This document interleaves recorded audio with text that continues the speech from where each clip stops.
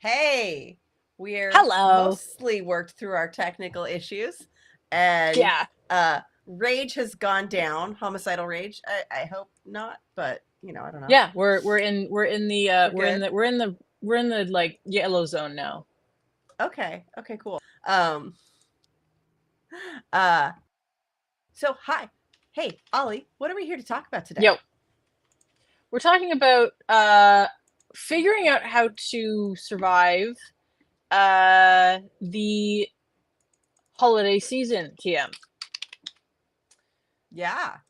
So I'm still trying to get Insofar, Instagram to connect. So you just got to take this for a minute. I'm gonna do that. I'm pulling up my notes, my incredibly awesome notes that I can't scroll because the pencil wants to make it do the thing. Okay, so I love new technology when I'm figuring out all the kinks in it. Yeah, defending your holiday sanity. That's the topic. We realized as we were getting ready for this that we do this most years for the past few years. Uh, and so now I hope that this is our standard notes section so that we can just give it over and over again because um, there are certain concepts that we just feel are appropriate no matter who you are, no matter what life you're living, when you approach the end of the year. Because there's unless you are in a very, very chill family, which if you are, congratulations and what are you doing here? Uh, teach me your ways. Then you probably have some stuff going on. So, um, what we'd like to do is empower people to have a little more potential joy and a little less potential stress in this most something time of the year, and insert your preferred adjective. uh yeah. um because there's a lot of pressure, for one thing. There's a lot of pressure typically at this time of year, for a lot of people, financial, social, whatever, mental health stuff. So, yeah, that's mostly the preamble. And when we are neurodiverse, that can become way worse. Like, I mean, anything that a human being experiences, basically a person with neurodiversity probably experiences it more intensely. So everybody feels a little pressure and a little stress at the holidays, probably, and ADHD people can possibly lose their minds. This is also, as I alluded to with the choose your own adjective, it can be a part time of year that is just horrendous. There's no other word for it. It can be a time of year when people are just like, please go away. Do not engage with me. I mean, even apart from the concept of the holidays, it's just dark and dreary in a lot of places in the northern hemisphere, and that does not do well with human being brains. So, so I think that the there are three main driving concepts behind what we're going to talk about today. And so the TLDR of all of this is, what do you really want out of the holiday? What do you really not want out of the holiday? Um, Consider what the biggest stressors for you might be. We have some suggestions. Yours may differ. And then there's a whole bunch of miscellany, which is just concepts that we as coaches have come across and find useful, have clients have found useful. Um, yeah, that's the idea. I remember one year when we talked about this, someone said that, and my memory is poor, but it was either the what do you dread most or what are you looking forward to the most. It was like, oh yeah, hang on, that's a kind of a game changer, because if I think about this in terms of me specifically, who I am, unique experience, then that can be very useful, because there can be such external pressure and expectation and tradition, which I heard this delightful thing recently, which is, tradition is just peer pressure from dead people, which I find delightful. Yeah. So if it works for you, great. If it doesn't, consider ditching it. But I I want to say, like, This is your Yeah. official invitation to not do things just because. Absolutely. I mean, if you need to If there negotiate was, with a partner yep. or whatever, like that's a reason. That's more of a because than just because it's always been done that way. Yeah. There's just so much We always pressure do this over thing that it holidays. seems like only one person in the family enjoys. Which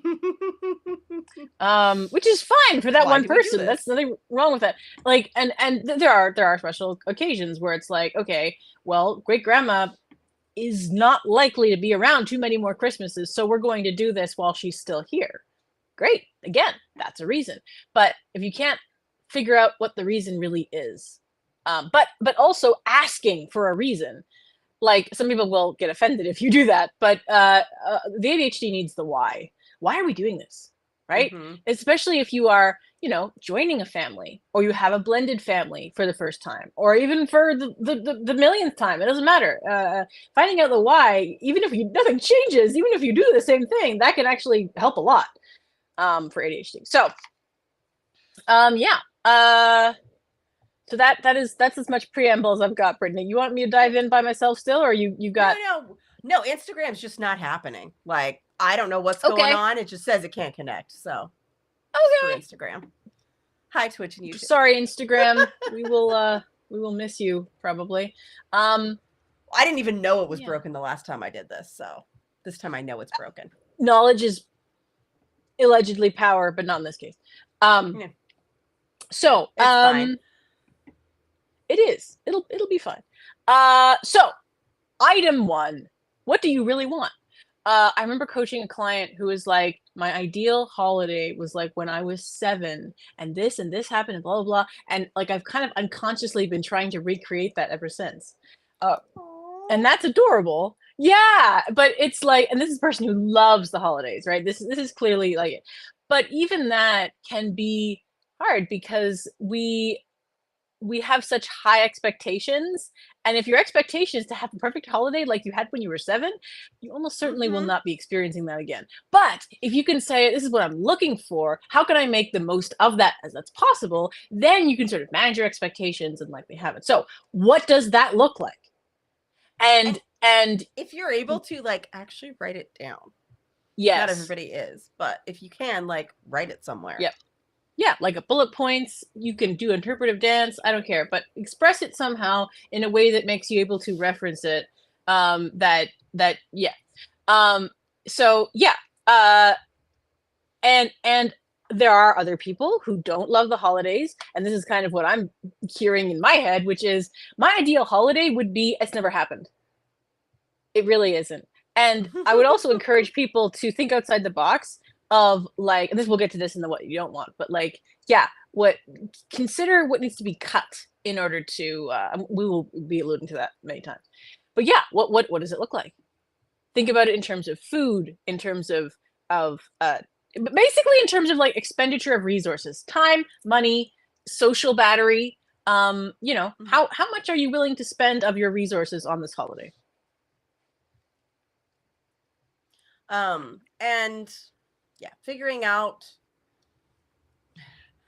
I want to empower people who do care about something in particular to also make it happen and not wait for it to happen. Like, if you're like, I really, really want to, I don't know, have tea with my mom and talk about something, like, text your mom, Yep. But conversely, we're also the only person who can make the converse true. If there are things that you find you are dreading, you are also the only person with the power to start taking an action to not do the things that you're dreading. Yes. And again, for whatever reason, there might not be a possibility, but you are the only one who has the potential capability of making that not happen. Yeah. Yeah. And again, this is referencing the past. Like, what bad things have happened? And this is where I'm going to really get on my soapbox. There are reasons why you would choose to be around people that if you had your absolute choice, you wouldn't be around. But if you do have any potential to avoid people who just you don't want to be around, do that. It's okay. You don't owe anybody anything. Rap, that's great. Your perfect Christmas happens every year. It's just your family. That sounds like the perfect type of not too complicated thing that we're talking about. Yep. Or even not family. My favorite, like, pinnacle of holiday, I don't give a care, is a friend of mine who moved to Canada from the States and did not get along with their family. They spend every December 25th in bed, in pajamas, watching movies, eating snacks with their partner. That's it. That's it. They don't exchange gifts. They don't put up a tree. They don't cook a bunch of meals. They don't see anybody. They just chill out. And that is like, slay, queen. So consider, it might look weird, and that has to be okay. And if you're not ready this year, that's fine, but think about it. Think about what, because a lot of this stuff is harm reduction. Also, in reality, I'm going to have to see my mother-in-law, because if I suddenly decide not to, all heck would break loose. I get that, right? But then maybe consider, how can I reduce that time, right? How can I make it so that, I say, well, I have a meeting, so I can only arrive like half an hour before dinner, so I'm not there for 2 hours beforehand making awkward small talk, right? Still within the bounds of social nicety, but or like, I don't know, you seek out the baby who's there, if you like babies, and then you're just like occupied with the baby the whole time, and you can't have that awkward small talk because you're not going to want to get heated over, like, with a baby, and you're, like, find some kind of deflection. To be at the kids' table as the adult. It was 100%. A more fun place to be anyway. Yeah. Or offer to help out with a thing if you care about that, like setting the table so you don't have to. Harm reduction. Who is it you do want to see? Prioritize that. Ask them when they're arriving, maybe, or like whatever. Or, especially with travel involved, like, man, one of the things I hate most is people feeling pressure to spend money that they don't have, especially, like, that they want to spend somewhere else. Like, So, and also, what activities drain you more than others? Right? Like, again, that awkward small talk before dinner, maybe that is just the worst. But if you could just have the activity of having dinner, if you arrive like half an hour before that, you help to the table, and then you're having dinner, you don't have to deal with that, right? So, renegotiate with yourself, among others. Also, all of this is extremely loaded. This can be extremely loaded with history, with trauma, with all kinds of stuff. So if this is like pinging anything for you majorly, consider discussing it with a coach or a therapist, because you deserve to have peace around this stuff. Even if nothing changes, even if you just figure your own stuff out, so your reactions, you can watch for them, that might still be that harm reduction in your experience. Another thing that some of my clients do is this is a client who loves seeing their family, like, without question, but they get socially overloaded. And so, like, finding a way to so a lot of times we'll coach around big family activities. Sometimes they'll take their dog for a walk in the middle as a way to just, like, decompress, so they can go back and enjoy themselves again, so they don't get completely overloaded. Or, we've talked about, like, taking a phone break in the bathroom. Like, an extended bathroom break. Your biology is nobody else's business. They don't need to know that you're just decompressing in there. So what are the things, if that's something that you feel impacted by, like, what are the things that you need to get your downtime so you can keep enjoying the time with your loved ones? One thing that I always tended to do when I was when I would engage with people who I felt didn't get me and never would, is to assert my individuality in some way, subtly, but, like, wear something on that I know what it is, like the pocket that I have right now that has a symbol on it that nobody else knows what it is. I know what it is, and I know what that means. It's special to me. Another thing I've done lately is my AirPods Pro are really kind of subtle. So if I just have it in, I can have my music going while I talk to people, and I've heard it a billion times, but I know what that is, and it makes me feel like me, and that makes me better able to engage with other people who don't get who I am, and not have that be eroded by their boring, basic squareness. I'm kidding. These people are lovely, but they're not me. They're not my people. That's fine. Yeah. One more thing I just want to mention briefly, it has nothing to do with socialization or anything, just in general, is, as I said, this can be a horrible time of year for people. So, plan in advance. What am I usually like? What do I need? Do I need my people who really do get me? Do I need to make a point and schedule time to be with those people and remind myself of who I am and keep the darkness a little at bay? And there are sometimes people who can't be with the people that they want to be with, or don't feel isolated from people during the holidays. And there are sometimes organizations who host like Zoom calls or something like that to make sure that you have an activity. I know ADA has done it in the past. I don't know if they're doing it this year. Where they have like a Christmas Day thing and people can connect on like over the holidays. So that people aren't feeling quite as isolated when they might otherwise feel that way. There's also queer organizations that do that, Stand in Pride and other kinds, where yes, you are not going to be connecting with your family whether or not you want to for whatever reason. And so there's actually I have a client who has a stand-in mom that they connect with periodically, even outside of the holidays, which is fantastic. So I'm sure there's a lot of activity on that over the holiday season, TM. So yeah, find the people who are your people and engage with those. And also, if that family atmosphere is what you want, but yours is unavailable for whatever reason, seek that out.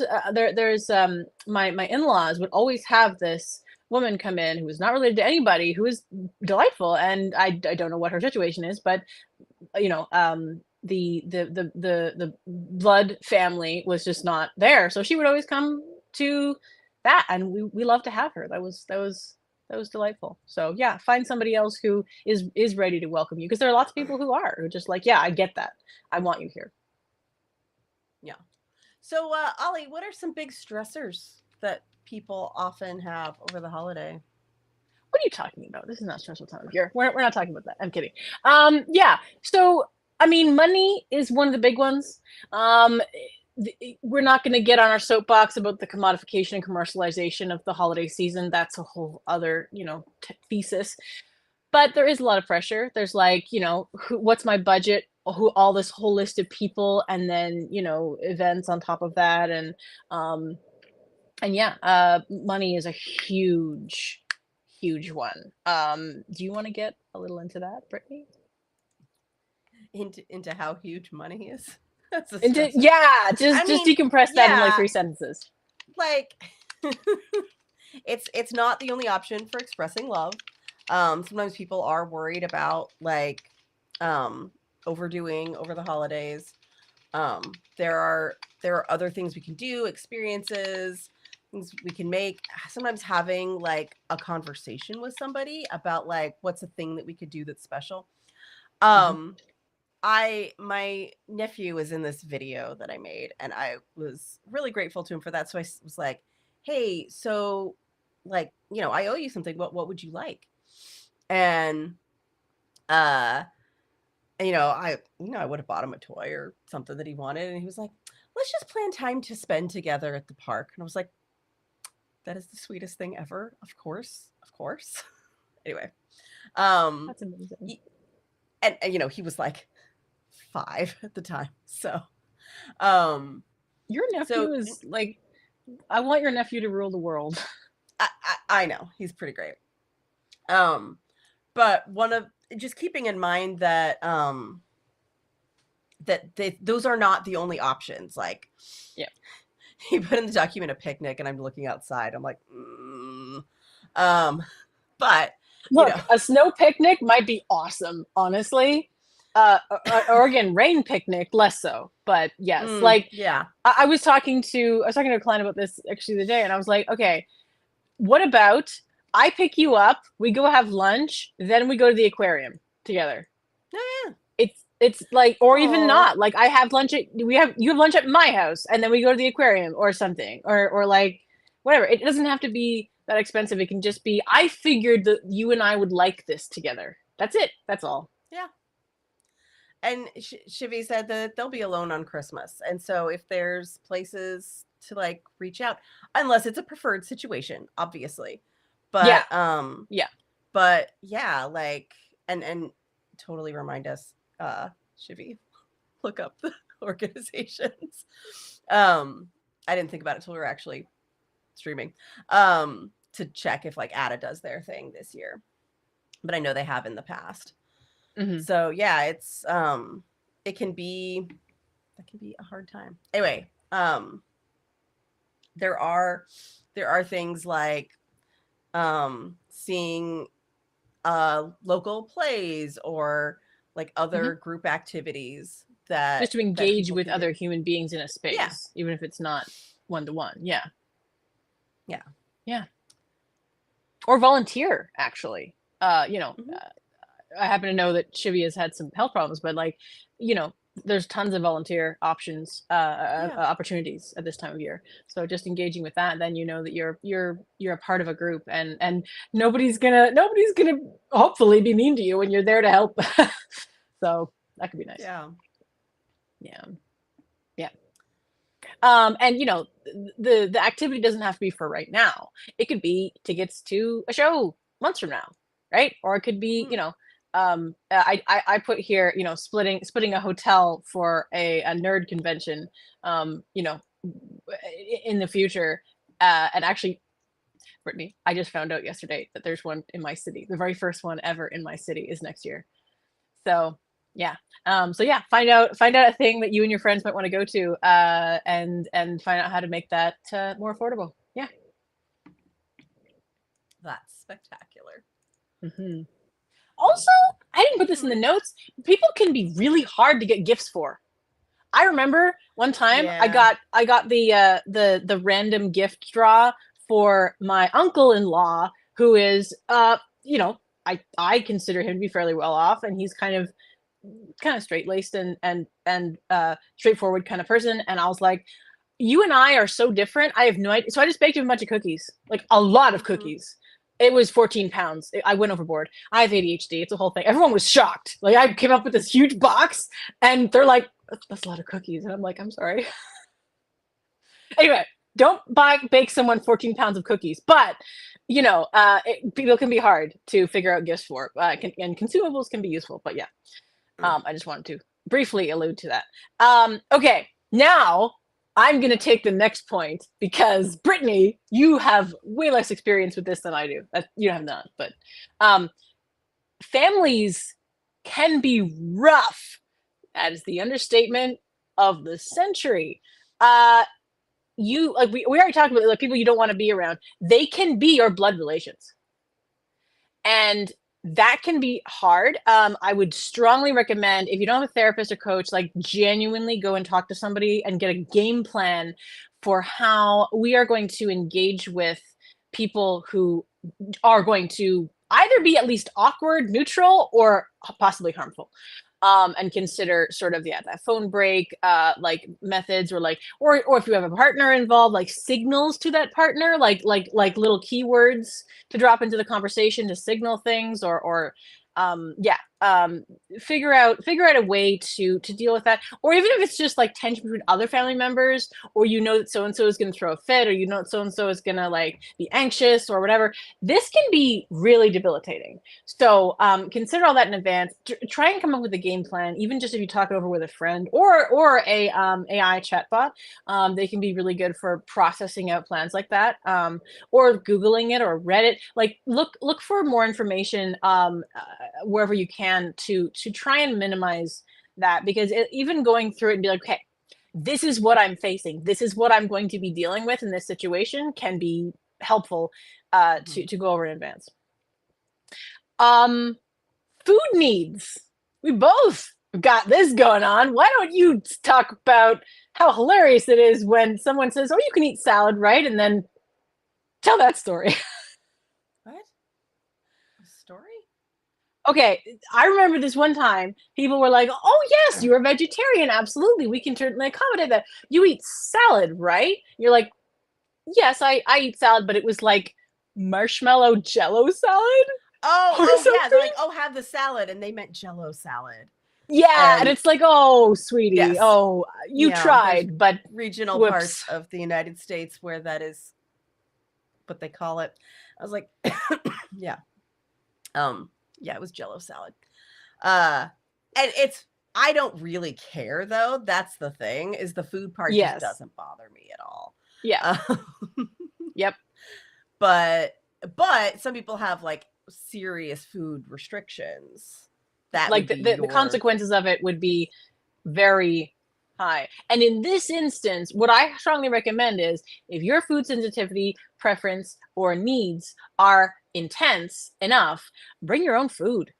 People might be offended, but it's up to you to decide if it's better to have someone be offended or confused versus whatever harm will be to you for that, right? Because it could be any reason, which might be very extreme. So yeah, obviously everybody watching this is a grown-up, and we're not here to dictate to you, but consider thinking outside the box and just bring yourself a salad. And a literal or whatever. Salad. A green one with the leaves in it. I guess jello can be green. Salad can be green. Watch out. Yes, I'm sorry. Watch your full mouth. And these are just things like, not necessarily that there's any universal solutions, but just to pause to think about, like, is this something that you need to think about or not? Yep. What's happened before? What's likely to happen this time? And what tools do you need, essentially? Arm yourself with tools. That's what we're suggesting. And then if you are in charge of the food for whatever reason, Godspeed. But also, again, what is the cost? What is the cost of various resources, time management, etc. Think about that in advance. Again, finding a coach, a therapist, a partner, a friend, ChatGPT to help you figure out what that looks like. Even spending 5 minutes just thinking about it while you're in the shower could benefit you. It mostly, this is about pausing and thinking and sort of saying, if I could improve one thing slightly, what would that be? Yeah. And then it's the next point is about tidiness, cleanliness, and if it is possible for somebody, there are financial solutions to these problems. You can get an entire. These are really only a consideration if you're hosting that you were talking about. Yeah. Or, I mean, I guess if you have like preferences for the holidays, but because I do know some people who have like, part of our decoration is we also clean the house. Like, first we clean the house, then we decorate. Yeah. I know of people that's what they do. But yep. But once I'm over the, like, I'm gonna grab that and pull it. Sorry. Once I personally am out of the parenting phase of, I'm going to grab that and pull it down, that'll probably be me. We're going to tidy up and then we're going to decorate. Yeah. Let me know what age that is. I mean, your nephew is like almost, wait, he's not going to be in high school soon, is he? Because that would throw me for a loop. No, he just started middle school. Okay, but still, I mean, we assume he doesn't pull down anymore, right? No, I'm just teasing you. That would be your brother. He still does that. No, but figuring out like what's your personal standard first, like what's actually reasonable or realistic, and what you want from that situation. But yes, there are also ways you can get help, and sometimes it is hiring help. That is one of the things that is an option for some people. Yep. And even if you hire those people for even a short period of time, having them arrive at a specific time can cause you to have the external accountability and motivation for your ADHD, neurodiversity, whatever, to activate on that. Your end of tons of my clients call it the pre-cleaning cleaning.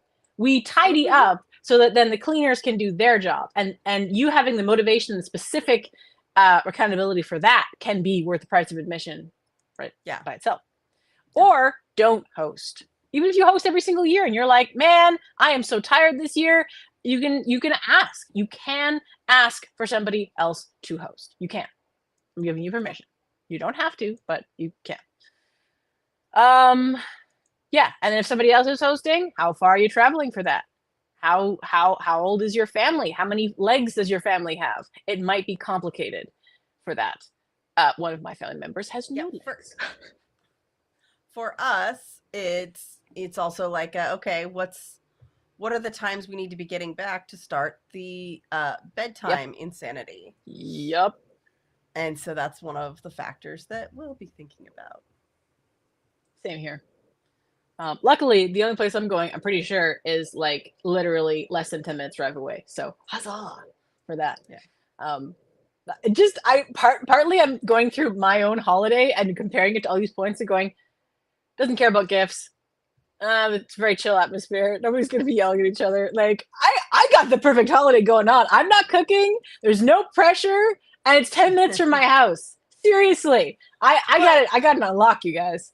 In fairness, we have been discussing this for years. So. Oh yes, this is only a recent development. My ideal, and also that's another thing. That's partially why I'm saying think about it for 5 minutes in the shower. Honestly, because you can't go from horrible to 60 in the blink of an eye. Even if you think about it 5 minutes this year, and then next year you go, well, hang on, I think I'm going to ask for this. And the next year you go, okay, I'm not going to host. The next year you go, I'm not going to do anything.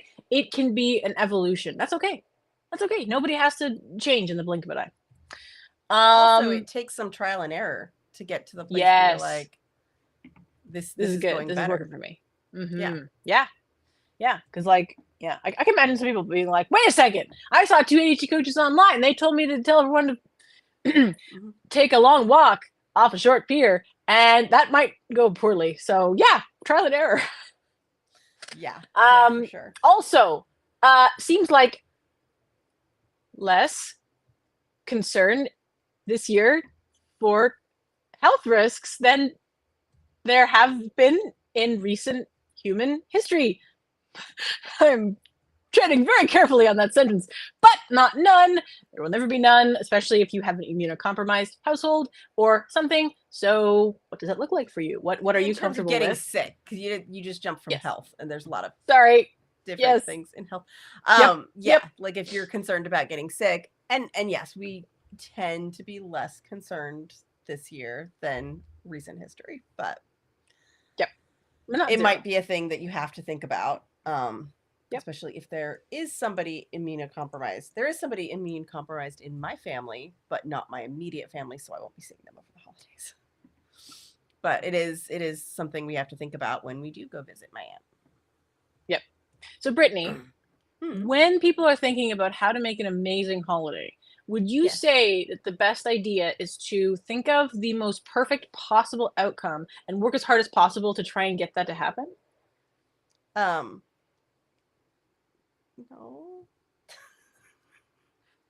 In case I had my autism filter on, that was sarcasm. But please do elaborate on what really we wish people would do.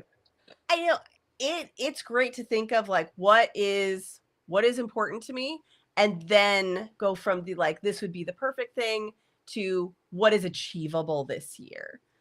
What is something I may need to work up to next year? What would be required for that?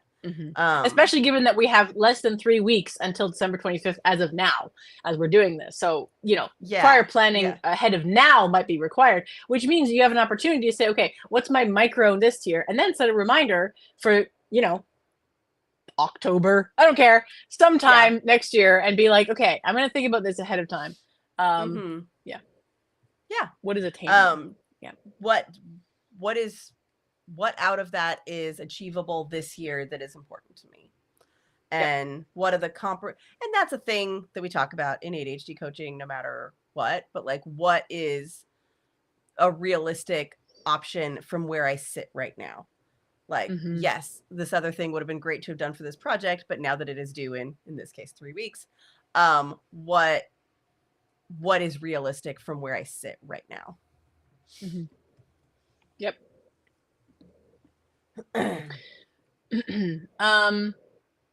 Another thing to think about is the external pressures of other people around this time of year, because other people will also have these unconscious driving needs or thoughts or expectations, and sometimes they can be expressed in a way that harms us. And so racking your brains for that, who's likely to do what and expect what, to think about that going forward. Again, just thinking about it, just arming yourself, just expecting it, and deciding, okay, what would be my ideal reaction to that? Verbally, in tone, in literal action. What would I like to best do? Because that person is not going to change, so I need to change. I need to change my mindset and approach to this, so that I don't get sucked in to anything I don't want to agree to, or have my mood dampened, or whatever it may be. Yeah. Yeah. And anytime we think about that, it's sort of like, we can't change what other people do, but sometimes we can make guesses about what they might do based on past reactions. Yeah. And then if they don't do it, huzzah, we're pleasantly surprised. That's another client of mine always says, I hope you're pleasantly surprised by that outcome. Yes. But, if they don't, then you forewarned is forearmed. Yeah. Yeah. I think there's a lot of times just setting an expectation is really helpful. Like, think of all the movies where you went in not expecting them to be very good. I bet you had a better time than when you had really high expectations. That is true of almost all of the Marvel content that's come out recently, except for Loki. Okay. So, we need to Moon Knight this. We don't, I've forgotten the ones that I didn't like, but I love. So we need to Moon Knight this. Be like, I'm not sure whoa, that's an amazing hippo on a barge in the afterlife in Egypt. That's what we want. What I want for Christmas is a hippo and a barge in the afterlife of Egypt. Just so you know. So, okay, good. Can't help you with that one. So, in addition to setting our expectations, what about boundaries? Boundaries. You mean the thing where you don't let people treat you terribly and you say no to things if you have to? That thing? Those setting boundaries. They can look like many forms. There's I sort of think of boundaries as you can sort of erect a wall around yourself and say, I'm not okay, this far, no further, kind of thing. But you can also, I got a Picard there. We like that. You can also sort of extend your reach and put up boundaries further out from yourself. For example, one of my favorite things to do is to say, I need to know what's going on by these details of what's going on by this date, and then I'll be able to engage with it. Otherwise, I'm too uncertain. It causes me a lot of anxiety. I have to live and die by my calendar, so it's not happening, right? So by December 14th, I have to know time, place, and dress code, and then I can say yes or no. But until then, I can't say yes or no because I don't have the details. Yeah. Okay. And that's sort of like extending your hand. Letting people know that that's what you need. Letting people know our boundaries is another important one. And it can be really hard, especially if we've had disrespect in the past, if we're afraid that it won't be respected now, whatever. It can be terrifying. So again, therapist, coach, friend, whatever, to sort of psych you up for this, if that's what you're going to choose to do. Yeah. Okay. What are some of your other top tips? Well, so I mentioned like random gift selection thing. I did that a couple of years, and then partly because of financial circumstances, my husband and I just asked to be removed from it. Like, you guys can all do that. That's fine. We are not going to be able to engage with that this year. Sorry, my screen just went dark. Yeah. So you can opt out. Again, this might be socially awkward. It might offend somebody, but and again, it's really up to you to decide, okay, is the backlash worth the cost to me, literal money cost or stress or whatever. And that's that. But again, it's another principle of mental health that I find useful is, even if the outcome is the same, if I decide that is what I'm going to do, like, oh, but if I really, put up my boundaries on this, so and so is probably gonna freak out. I'm not willing to risk that, so I'm going to do what they ask anyway, even though it's harmful to me. But knowing that is my choice is way more powerful than just doing it by default because it seems like the only option.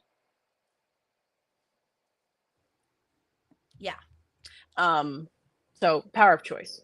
Even when your options seem kind of bad, you still choose. And part of the reason we're mentioning this is just because sometimes there's a neurodiverse tendency to get into all or nothing thinking. Like, I have to do all the things or none of the things. Yes. And just sometimes a reminder that there are options within that is helpful. Yep. Yeah.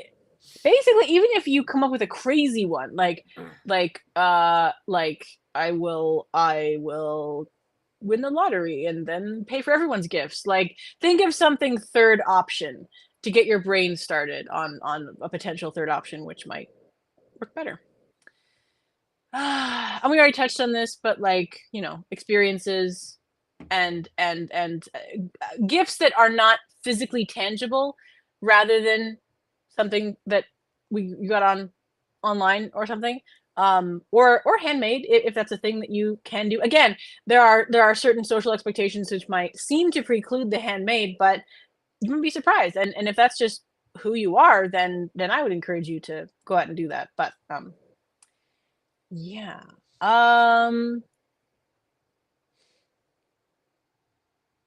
So the thing I think that,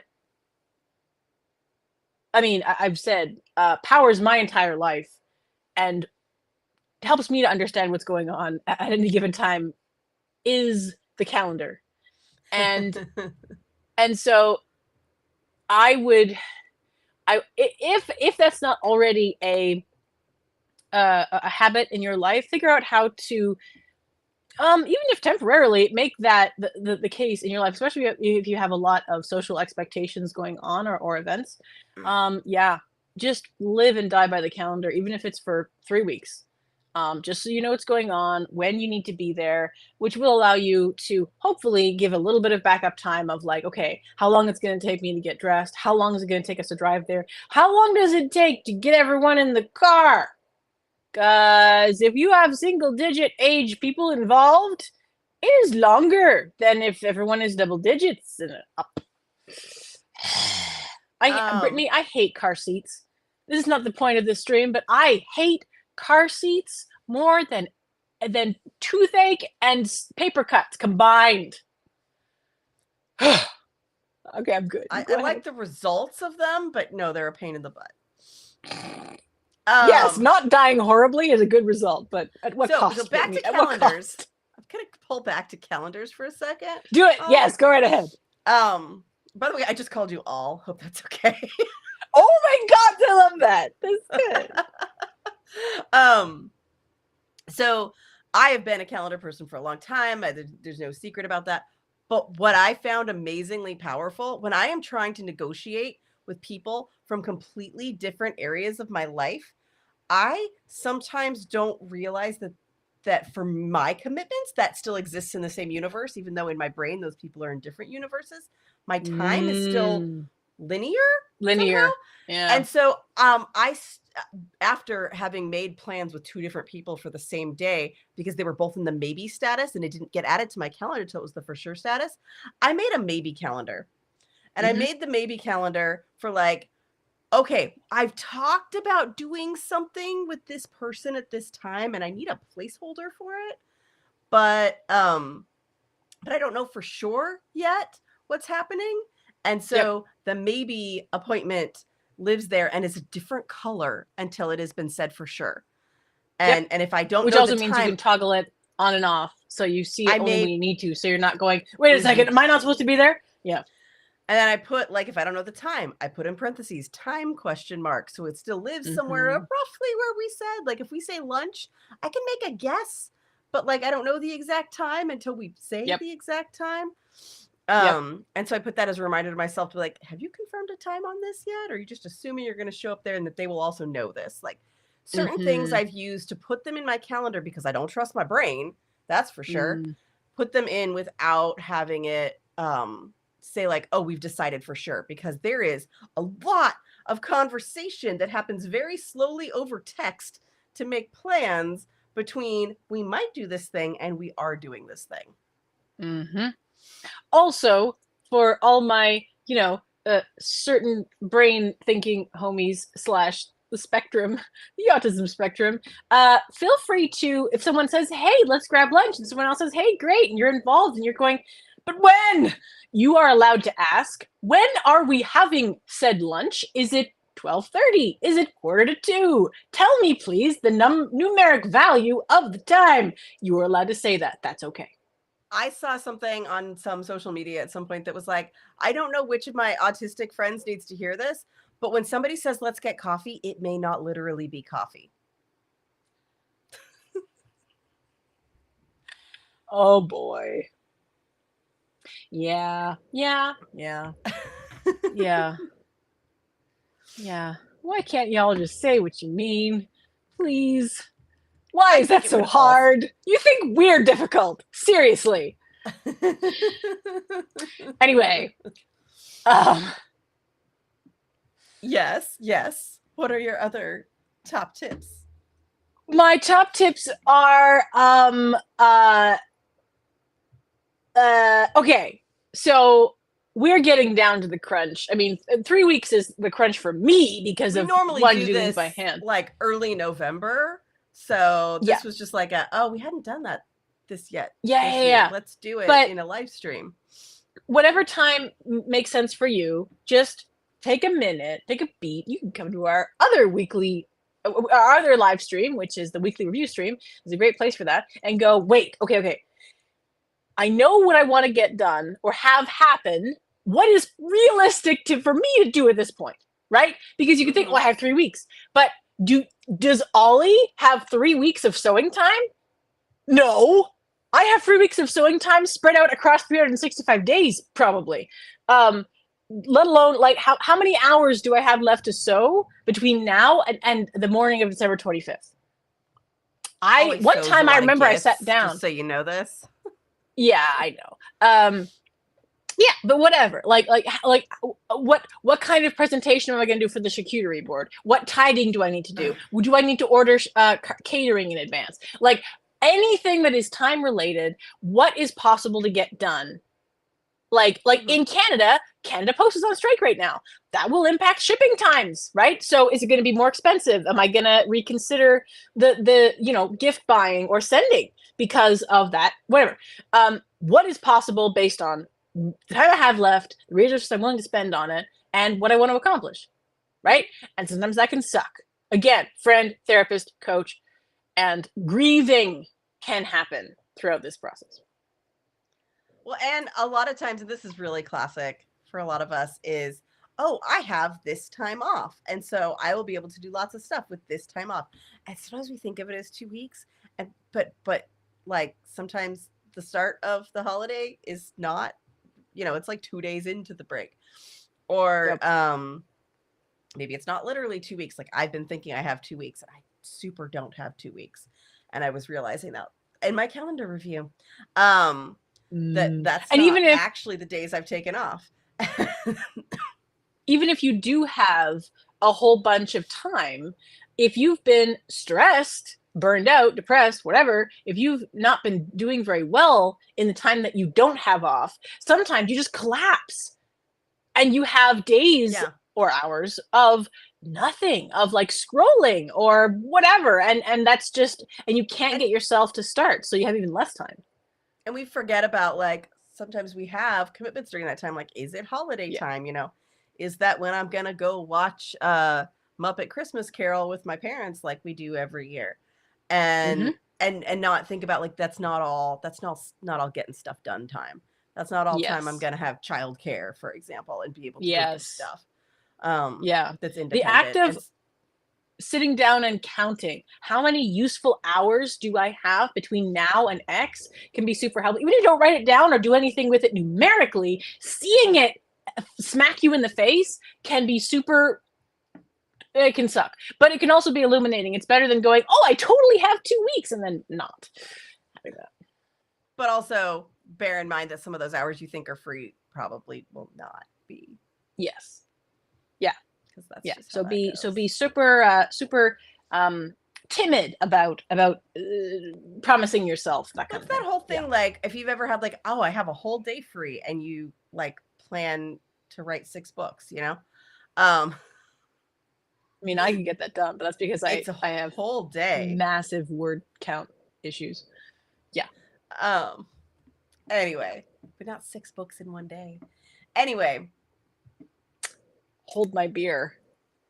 Yeah, and I mean, again, also with like you know, 4-footed friends or children or care of whatever. Like, honestly, if I have a whole day with no commitments, that means I have 2 hours to myself, because I have a 2.5-year-old and a 4.5-year-old.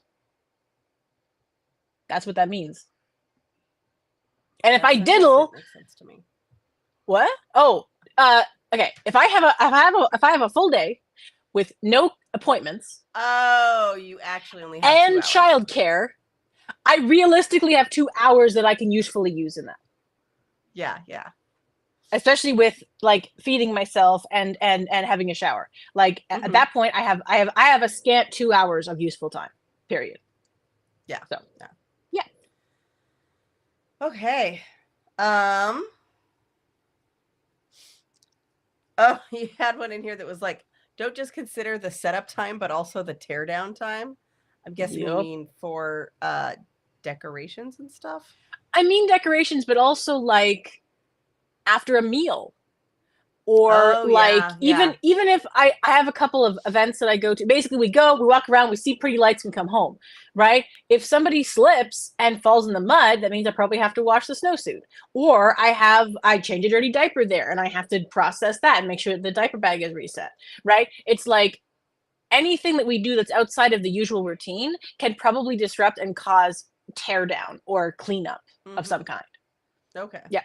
But decorations, certainly, which is the sucky part. It's like, man, I had all this pretty stuff, and that's great, and now it's over, and I have to put it away and find out where to store it, and maybe half of it's broken. That can be rough. So planning for that in advance, and also consider not doing it this year. I am doing very little decoration this year because I am very burned out and a little depressed. And I know that I will not want to do. I might have fun putting it up, but the cost of putting it away again later is not going to be worth it. So this year, there's not going to be much visual cheer, unfortunately. That sucks. Oh, sorry. I'm not decorating because I don't usually decorate for Christmas. But that's me. Yep. Although now my husband wants to get a 7-foot tall Darth Vader and pretend like that's our tree every year. Yeah, but he's wanted that every year since he first watched Star Wars. He just didn't know it until our society came up with a 7-foot tall Darth Vader. Yeah, yeah. Like this is not news to me. Right. Now there is a 7-foot tall Darth Vader that can be obtained, and it's a conversation at our house. Let's put it that way. The fact that it's a conversation, the purchase hasn't already taken place is actually very impressive. I just want to thank you. Point that out. It's only due to how ridiculous much money we've spent recently. And I mentioned not relevant. Okay. Again, bring your own food if you need to. BYOF, I guess, if that's what you need. Mention that. I just wanted to reinforce that because, dude, it's okay. Also, as important as calendar is, we've sort of mentioned it here and there, but minimum viable product, right? What is the minimum that I need for decoration to satisfy myself, the people? Maybe it's that I bring out the Christmas mugs and then put them away. That's it. That's all. But we see those. We use them on a day-to-day basis. We wash them. We put it away. It's fine. Like, what is the minimum, like, gift giving? Right? What is the minimum time I need to spend with family to satisfy my needs, theirs, whatever, who I need to visit? What is the minimum viable outcome of any given responsibility or need when it comes to the holidays. Think about at that. Least identify even just for 5 what minutes. it is. You may get a chance to do more, but like at least identify this is the minimum so you can focus on that first. Yeah. And that can also make it more attainable. Like your brain goes, oh, well, I can do that. That's fine. Yeah. What else, Brittany? I don't know. I feel like that's the most important thing. So I don't know how you. The most important thing is considering what the most important thing is. Yeah. Yeah, it is. Well, because like we're really good at, I worked on this thing a little bit and this thing, and I'm trying to balance all the things instead of like, this is the straightest path to get where I'm hoping to get, and then the 100%. Other things I will add on as I am able. Yep. Love. Yeah. So I think that's the biggest thing, no matter what we're talking about. Yeah. Yeah. Not a lot of these are just on our own, but the most important thing. A lot of these are just principles of how we view it as being more useful stress-wise to engage with anything. And you can consider the holiday season just one more project. What are all the steps, and what are the resources I'm willing to spend, and what's our minimum viable outcome and our stretch goals. Yep. 100%. That's the takeaway. Really. Yeah. I think that's the mic drop right there. Yep. Love it. All right. So more, if you're looking for more stuff that we do, we're at the ADHD Guild. Yep. And that's what we do. That's where we are. We're sort of all about helping nerdy ADDers do their nerdy ADHD thing. This one wasn't very nerdy, but you have stars in the background and I have Star Wars in the background. Do we get credit for that? I think we do. I mean, I mentioned, individualizing yourself too, which that is 100% what I mean. Yeah. Is, wearing something nerdy, essentially. Mm-hmm. Yeah. Oh my goodness. All right. I think that's it. That's our defending your holiday sanity. If you have any questions, you can always get to us there or let us know. Oh, Ozak arrived at the end. Sorry, Ozak. We're just missing you. Sorry. They're like ships. They're like star cruisers that almost collide in the night. Yeah, those guys. Thanks for joining us, and we hope your holiday is as